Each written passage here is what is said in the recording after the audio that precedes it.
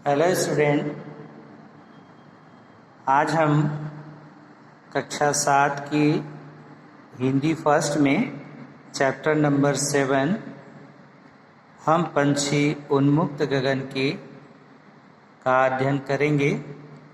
देखिए, यह बहुत ही अच्छी कविता है और शिवमंगल सिंह सुमन जी की ये कविता है जिसमें इन्होंने गुलामी की पीड़ा को व्यक्त किया है।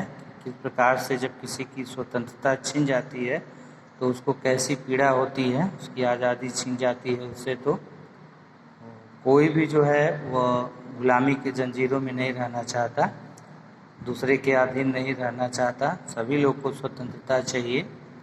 तो उसी कड़ी में यहाँ पर देखिए, पंछी उन्मुक्त गगन की, हम पंछी उन्मुक्त गगन की, यानी यहाँ पर कवि ने जो कविता लिखी है तो पंछियों के माध्यम से जो है बताया है गुलामी की पीड़ा को। तो आइए जो है देखिए, प्रस्तुत कविता में कवि ने पिंजरे में बंद पंछी के माध्यम से गुलामी की पीड़ा का वर्णन किया है।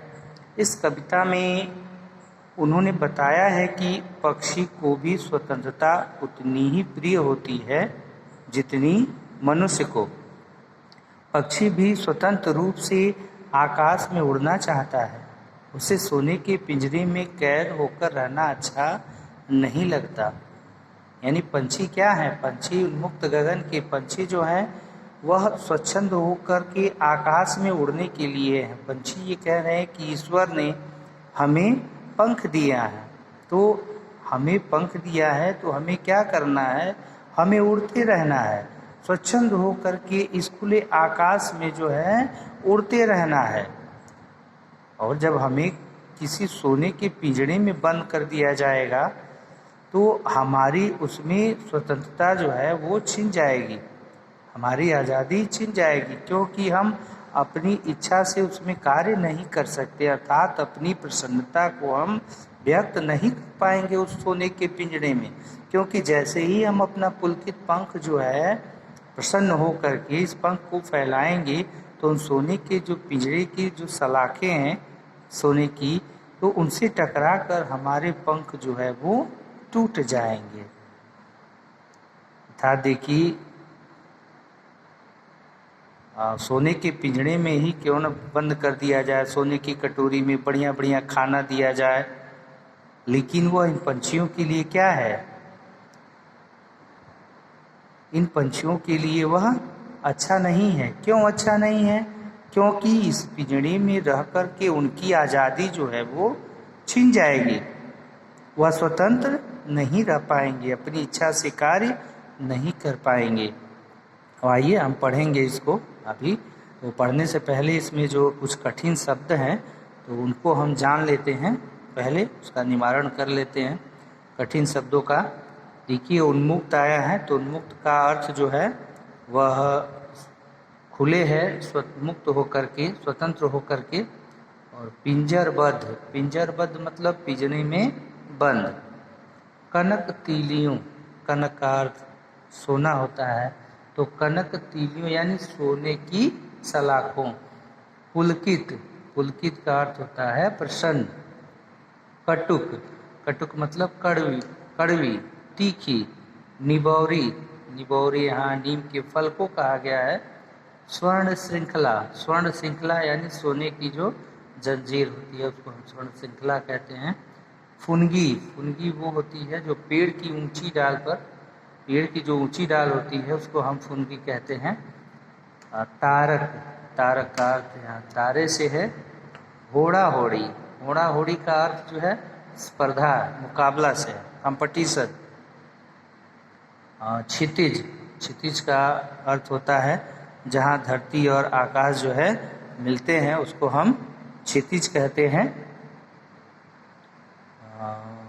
उसके बाद आकुल, आकुल का मतलब व्याकुल होता है, बेचैन। विघ्न, विघ्न का अर्थ है बाधा। और छिन्न भिन्न, छिन्न भिन्न का अर्थ है तोड़, तोड़ देना या तोड़ डालना। देखिए, ये तो ये कठिन शब्द जिसके अर्थ को हम लोगों ने जाना है। अब हम जो है कवि शिवमंगल सिंह सुमन जी के बारे में कुछ जान लेते हैं, से परिचित हो लेते हैं कि शिवमंगल सिंह सुमन का जन्म 5 अगस्त सन 1915 में उन्नाव जिले के झगरपुर ग्राम में हुआ था। उन्होंने अनेक अध्ययन संस्थाओं, विश्वविद्यालयों तथा हिंदी संस्थान के उच्चतम पदों पर कार्य किया। 1974 में मिट्टी की बारात कृति पर यानी रचना पर वो साहित्य अकादमी का पुरस्कार उनको मिला। उन्हें भारत सरकार से पद्मश्री और अन्य पुरस्कार व सम्मान भी प्राप्त हुए। उनकी प्रमुख कृतियां हैं हिलोल, जीवन के गान, युग का मोल, प्रलय, सृजन, विंध्य हिमालय आदि। काव्य संग्रह महादेवी की काव्य साधना, आलोचना साहित्य में प्रकृति पुरुष, कालिदास, नाटक आदि है। 27 नवंबर सन 2002 में उनकी मृत्यु हो गई। तो ये था कवि का परिचय। अब हम देखते हैं इस कविता को। देखिए सारांश तो अभी हमने बताया आपको, सारांश जान लीजिए। प्रस्तुत कविता में कवि ने पिंजरे में वन पक्षी के माध्यम से गुलामी की पीड़ा का वर्णन किया है। इस कविता में उन्होंने बताया है कि पक्षी को भी स्वतंत्रता उतनी ही प्रिय होती है जितनी कि मनुष्य को। पक्षी भी स्वतंत्र रूप से आकाश में उड़ना चाहता है, उसे सोने के पिंजरे में कैद होना अच्छा नहीं लगता है। अब आइए देखिए हम इसका वाचन करते हैं सफर। तो ध्यान देंगे, कविता पढ़ते हैं हम लोग। कविता क्या है? हम पंछी उन्मुक्त गगन के पिंजरबद्ध न गा पाएंगे, कनक तीलियों से टकराकर पुलकित पंख टूट जाएंगे। हम बहता जल पीने वाले मर जाएंगे भूखे प्यासे, कहीं भली है कटुक निबौरी कनक कटोरी की मैदा से। स्वर्ण श्रृंखला के बंधन में अपनी गति उड़ान सब भूले, बस सपनों में देख रहे हैं तरुकी फुनगी पर के झूले। ऐसे थे अरमान की उड़ते नीले नभ की सीमा पाने, लाल किरण सी चोंच खोल चुगते तारक अनार के दाने। होती सीमाहीन क्षितिज से इन पंखों की होड़ा होड़ी, या तो क्षितिज मिलन बन जाता या तंती सांसों की डोरी। नीड़ न दो चाहे टहनी का आश्रय छिन्न भिन्न कर डालो, लेकिन पंख दिए हैं तो आकुल उड़ान में विघ्न न डालो। बड़ी अच्छी कविता है, आइए हम देखते हैं। देखिए कह रहा है कि हम पंछी उन्मुक्त गगन के, हम पंछी उन्मुक्त गगन के पिंजरबद्ध न गा पाएंगे। तो जैसा कि हमने बताया कि इसमें कवि शिवमंगल सिंह सुमन जी ने गुलामी की पीड़ा को व्यक्त किया है। उसको किसके माध्यम से? देखिए पक्षियों के बारे में बताया है। तो पक्षियों के बारे में बताया है कि पक्षी भी जो है वो स्वतंत्र रहना चाहते हैं, स्वतंत्र उड़ना चाहते हैं। तो ये पंछी क्या कहते हैं? देखिए हम पंछी उन्मुक्त गगन के, पंछी ये कहते हैं कि हम तो जो है स्वतंत्र आकाश में विचरण करने वाले हैं, स्वतंत्र हो करके स्वच्छंद हो करके इन खुले आकाश में उड़ने वाले हैं। पिंजरबद्ध न गा पाएंगे, हम पिंजरे के पिंजरे के अंदर रह करके हम गा नहीं पाएंगे, अर्थात अपनी प्रसन्नता को हम प्रकट नहीं कर पाएंगे, क्योंकि प्रसन्नता को प्रकट करने के लिए ईश्वर ने हमको ये पंख दिए हैं। ईश्वर ने हमको ये पंख दिए हैं, और पंख ही दिए हैं क्या करने के लिए? उड़ने के लिए इस खुले आकाश में। लेकिन अगर हम उड़ न पाएंगे इस पिंजरे में रह करके, तो अपनी प्रसन्नता हम कैसे व्यक्त करेंगे? और अगर हम अपनी प्रसन्नता व्यक्त करते हैं तो कनक तीलियों से टकराकर पुलकित पंख टूट जाएंगे। देखिए कनक का अर्थ जो है वो सोना होता है, तीलियों मतलब तीली सलाखें जो है उसकी, और पुलकित यानी प्रसन्नित, पुलकित अंग आया है सब उनके पंख के लिए, उनकी प्रसन्नता प्रकट करने के लिए, जो वो पंख फैला करके विह्वल होकर के उड़ते हैं आनंदित होकर। तो कह रहे हैं कि कनक तीलियों से टकराकर, और अगर हम ऐसा करते हैं अपने पंखों को, पुलकित पंखों को फैलाते हैं, तो हमारे पंख जो है उन कनक तीलियों से, उन पिंजरे के बनी सोने की सलाखों से टकरा करके हमारे जो पुलकित पंख हैं, जो प्रफुल्लित पंख हैं, वो पंख जो है वो टूट जाएंगे।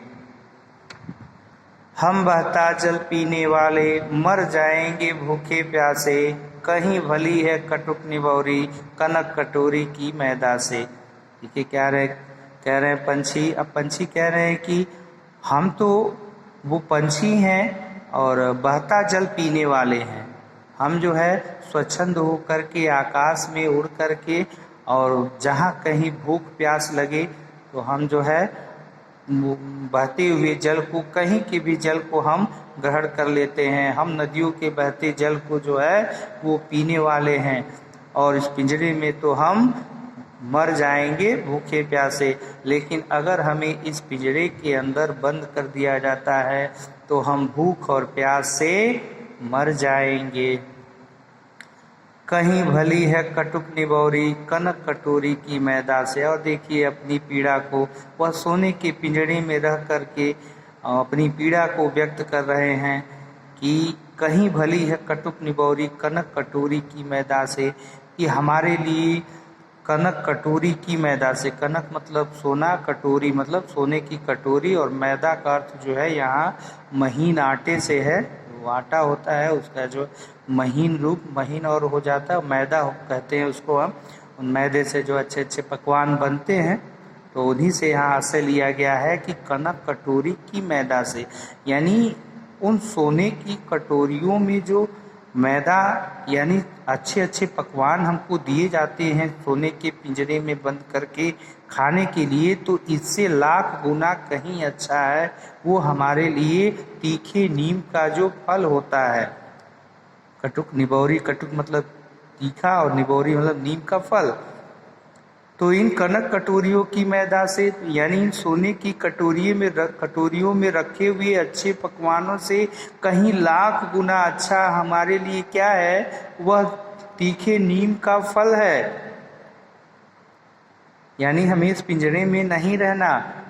इस सोने के पिंजरे में पंछी कहते हैं कि अगर हमें इस सोने के पिंजरे में, सोने की कटोरी में रख कर ही और अच्छे अच्छे पकवान हमको दिए जाए, तो हमारे लिए क्या है, सब बेकार है।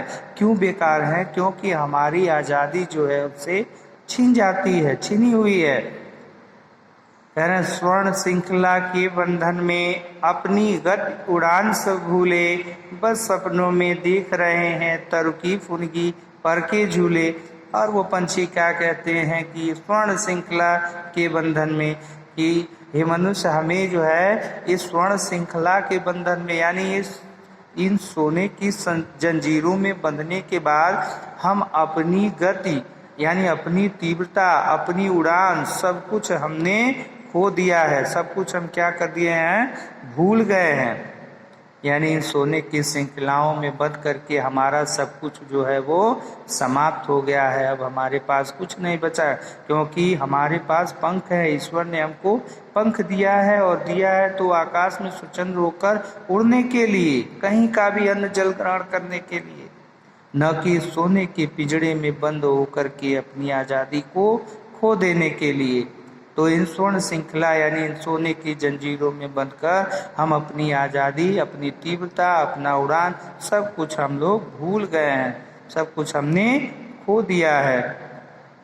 बस सपनों में देख रहे हैं तरुकी फुनगी पर के झूले।